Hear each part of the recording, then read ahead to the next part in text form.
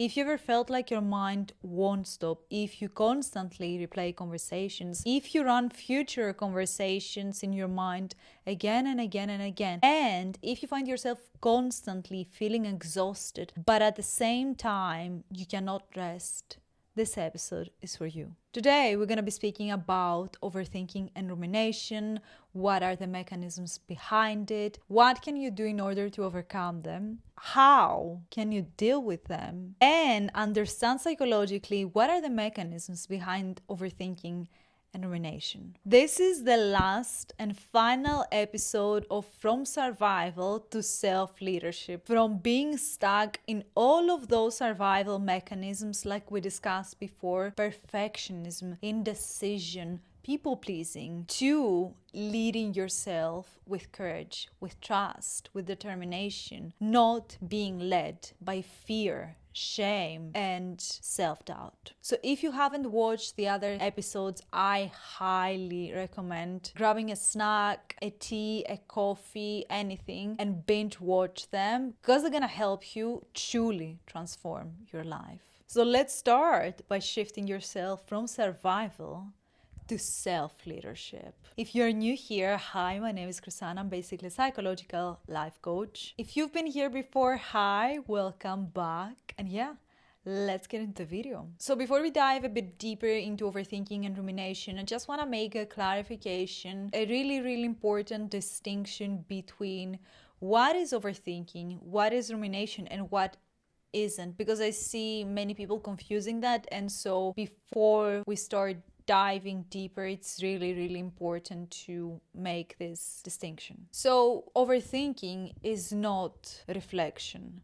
A lot of people who might be overthinking, they think they are reflecting, and then they are getting in this trap of overthinking unconsciously. That's why it's really important to have this discussion before we even begin. So healthy reflection looks like looking back into your life with meaning and purpose, extracting the lessons and the wisdom and integrating that into your life, into the present moment and the future. So in this way, it helps you move forward. It's like harvesting a fruit and then leaving the tree behind. Now, overthinking is like your mind keeps circling back to picking up the same fruit from the same field over and over again, even when there is no fruit left there for you. And this is the thing, it still doesn't stop. So there's no resolution and no conclusion, just looping. Rumination is slightly different. Rumination is more about looping in the past, while overthinking is about looping into the present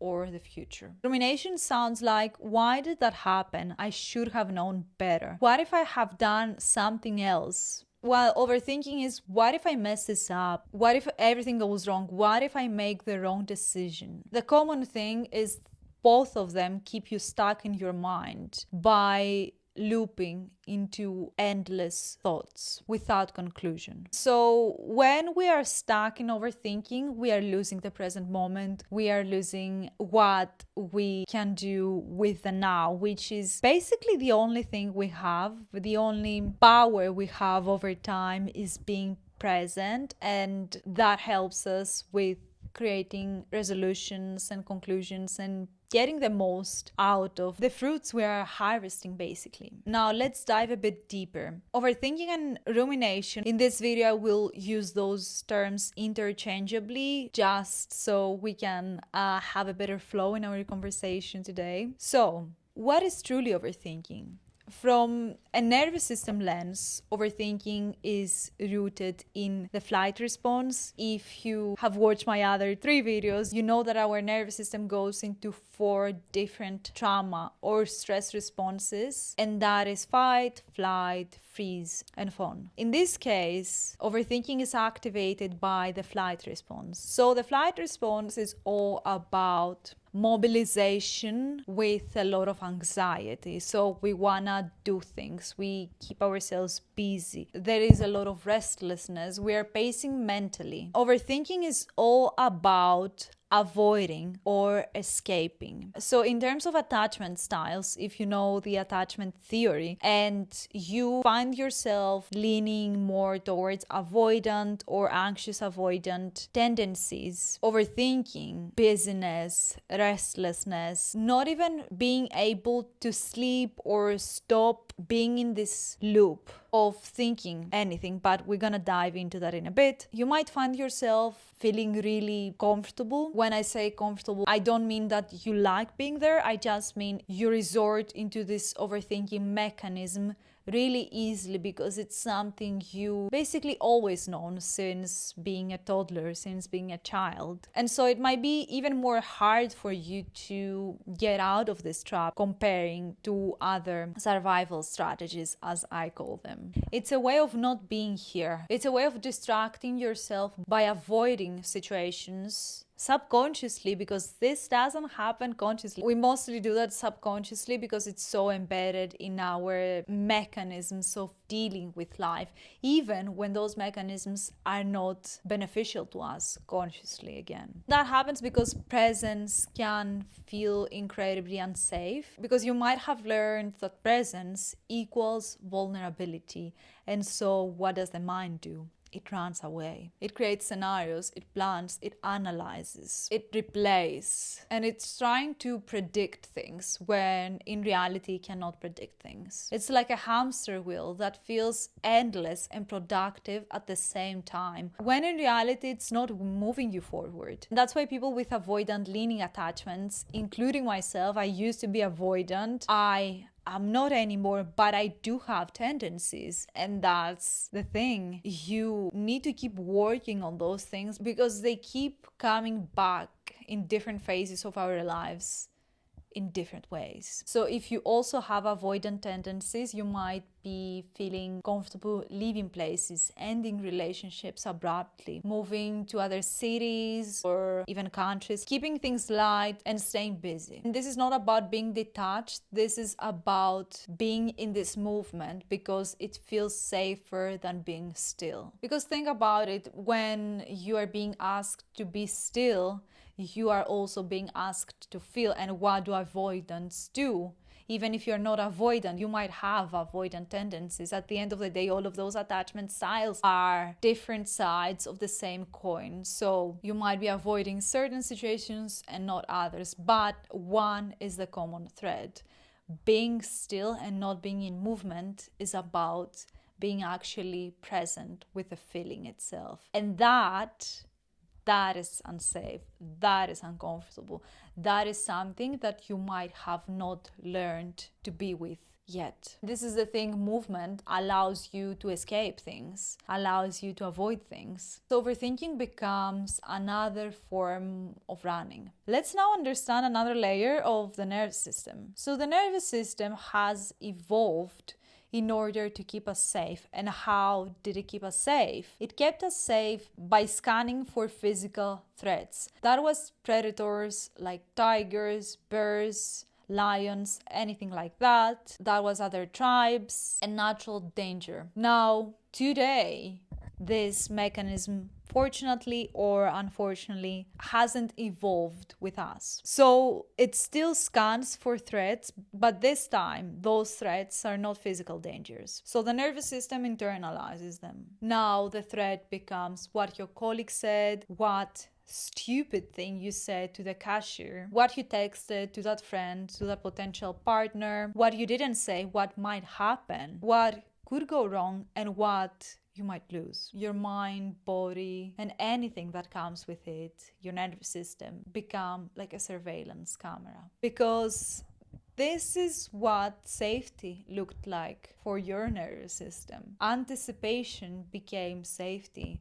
And now you might be finding yourself constantly being caught up in this busyness, avoidance, escapism, and being stuck in loops of thinking patterns. This is why overthinking is often linked to busyness, overworking, perfectionism, over-exercising, over-planning, over-cleaning, and generally a sense of over-preparing. It's a way of staying ahead of your emotions and challenges in your life. It's like trying to outrun a wave that it's already within you. Along with that, you might be telling yourself, or it might show up as a subconscious belief of, I can't just slow down, I need to stay productive, or something from my life, or even everything will be slipped away from me. And my personal favorite one, I don't have time to rest. Rest is not important to me. Underneath those beliefs is often the core wound around, if I stop, I will feel something that I don't know how to hold.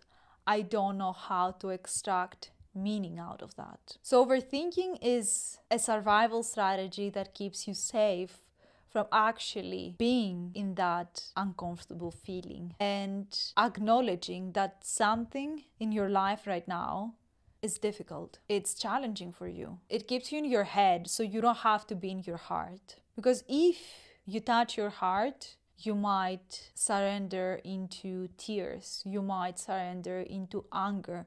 You might feel guilt. And those experiences, those emotional experiences might be incredibly triggering for you. This way, it protects you. It was developed to protect you when you were a toddler, a child, a teen, because at that time in your life, this was the way of your system employing this strategy to protect you.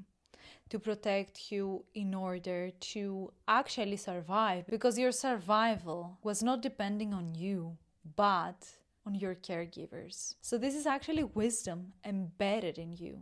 Which brings me to my next point, which is about the cause of overthinking and rumination. The first one, if you have watched my other videos, if you watched my other social media, you know, the first reasoning behind all of those survival strategies is basically childhood roots. It's where all of our wounds come from, even if they show up differently, even if trauma occurs in other phases of our lives. This is the actual root. This is the thing, this protective mechanism of overthinking for you meant that being in this overthinking state equals safety. That comes from emotional inconsistency, unpredictable caregivers, walking on eggshells, shame, trauma, which they are incredibly intertwined, and feeling responsible for others' emotions. And so when a child doesn't have predictability in terms of their caregiver's mood, when they don't know what mood, what phase of their caregiver they're gonna get that day, they become hyper vigilant. They are constantly in this state of anticipation of what is coming next. That's why a lot of women become hypersensitive, hyper aware, hyper vigilant. The nervous system basically becomes a weather radar, always scanning for danger, for threats. So overthinking is often that child still scanning. Another cause of overthinking is big life transitions, what I call the sacred in between. And this is because when we go through this sacred in between, there is a lot of change happening in our lives. Maybe we lost a job. Maybe we lost a person from our lives, physically or not. Maybe we had to end a relationship. Maybe we had to move cities. Maybe we finally decided to take on this creative project we always wanted to. Maybe we are having children. Anything in terms of change, even when it's positive, it triggers a lot of instability and loss of control within us, and that might trigger in its turn a lot of overthinking. And because transitions dissolve not just the old life but also the old self, the mind panics and employs overthinking to distract the self from all of this overwhelming change. But also this is the place where doors close, doors open, opportunities feel endless. Old versions die in order for the new versions to be rebirthed, even though the new ones haven't fully formed yet. This is a powerful place. This is why I call it the sacred in between, a creative, magical place, but also terrifying. This is where possibilities are endless. Everything becomes possible. And possibility feels like danger to the nervous system. Until we train it, we can change that, of course, but it feels like danger in the beginning, especially for a system built for unpredictability. This is exactly where a lot of women feel like imposters, like they've done something wrong, like they don't even recognize themselves anymore. Again, this is why overthinking becomes this unhealthy anchor of trying to predict things. This is exactly where Metamorphosis, my psychological life coaching program, lives. It's not about fixing you, it's about creating space to help you and support you to hold the sacred in between. We're not working against the nervous system, we are working with it. We're not trying to fight it. We are rewiring the nervous system to work to your advantage, not against you. We teach it safely because my top priority for my beautiful soul clients is to feel safe.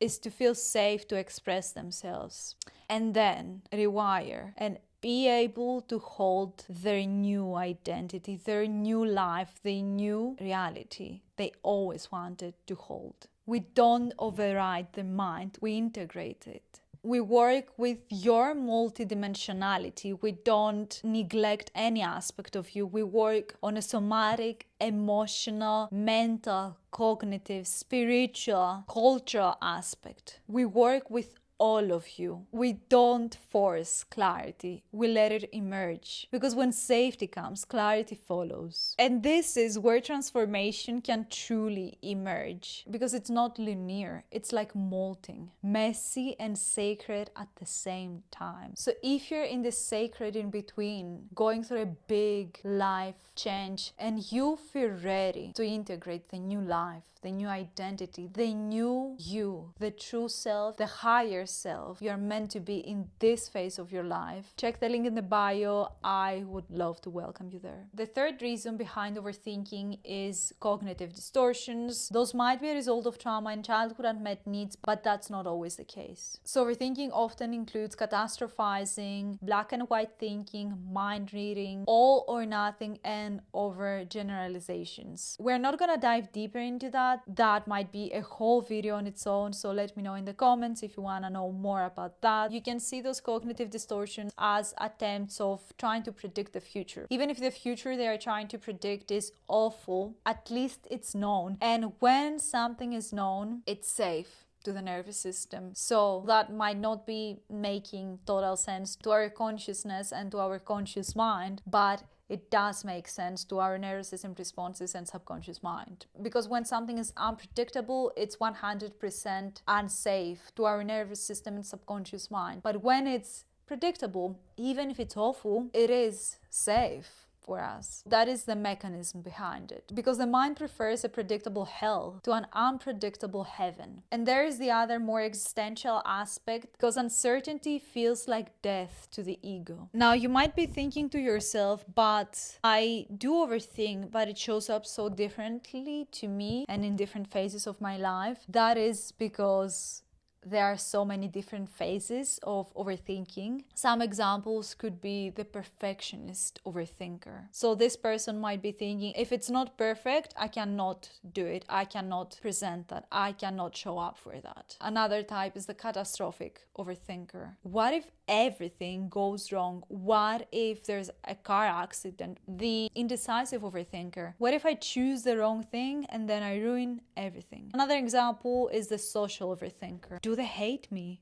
What if I said this instead of that? Maybe they would have liked me if I said that. So all of that and so many more types, they are different masks of the same root. It is all about safety through mental control. So trying to predict by controlling the situation, but they are trying to control it from their thinking mind, not through actions as a perfectionist would do. But as we just discussed, that can be so intertwined. A perfectionist can also be an overthinker. The lines are blurry. For you, it might look like replaying conversations, ruminating on the past, running worst case scenarios, excessive planning, big difficulty with relaxing paired with racing thoughts before sleeping. So it doesn't allow you to rest and sleep. Recycling the same thoughts, constant urgency to do things and keep busy, as we discussed, and being exhausted but not knowing why, not being able to stop it. It's like you're not thinking your thoughts are thinking you. Your thoughts are ruling your life. And slowly you become so entangled in them and you forget who you truly are. You think you are those thoughts when in reality you're not those catastrophizing thoughts, your past so-called mistakes. You're not them. You're the witness and you have forgotten that. So now what can you do to become the witness again? What can you do to overcome overthinking and rumination? The first thing is about awareness, is about noticing when does this overthinking or rumination loop occurs in your life? Is something specific triggering it? Like an event, a person, anything like that. Notice that. Notice when it starts and then name it. Say to yourself, oh, this is overthinking. This is just rumination. It's not me. It's just my mind doing its usual work. And then notice where you can feel it in your body. Is it like a sensation of a tight chest? Maybe you are clenching your jaw. Just notice what happens in your body while you are in this overthinking state. And the other is a technique called 3-3-3. So naming 3 things you can see in the room you are, then naming and listening to 3 different things you can listen wherever you are, and lastly, moving 3 different parts of your body. And one last thing, but you need to be incredibly careful with how you use that because we don't want to bypass and repress the overthinking and what is behind the overthinking. But after noticing all the things we just discussed, you can switch the thought to the opposite and direct it instead of being directed by it. What do I mean by that? Maybe the overthinking is about being in a horrific car accident. So the opposite thing is not allowing yourself to get into this loop of thinking how this horrific accident might go. Instead of thinking how you're gonna have an incredibly enjoyable road trip. You're gonna feel the sun in your skin. You're gonna take in all the fresh air coming from the trees. You're gonna play your favorite music, have great chats with your friends, and enrich the best case scenario instead of the worst case scenario. So you can show your mind, it can get good for me, and I can allow myself be and feel good, and it can feel predictable too and known to me. So this is not about denying or repressing. This is about expanding your container. This is about expanding your capacity to be and accept goodness, laughter, joy, peace in your life and in your mind. Remember, overthinking doesn't have to rule your life. You are in charge of what happens in your mind and therefore in your life. And this is exactly how you get from survival to self-leadership, because you start leading yourself. You're not allowing your thoughts to lead your life. You are leading your thoughts. You are the leader of your life because you are leading them with trust, with compassion, with curiosity, with courage, not being led anymore by those fearful, self-doubting, crippling thoughts. If this resonated with you, I invite you to watch the other episodes. I will link them here. They are about people-pleasing, perfectionism, and indecision because they are all part of the same ecosystem. And yeah, thank you so much for watching and for being here, and I will see you soon. Bye.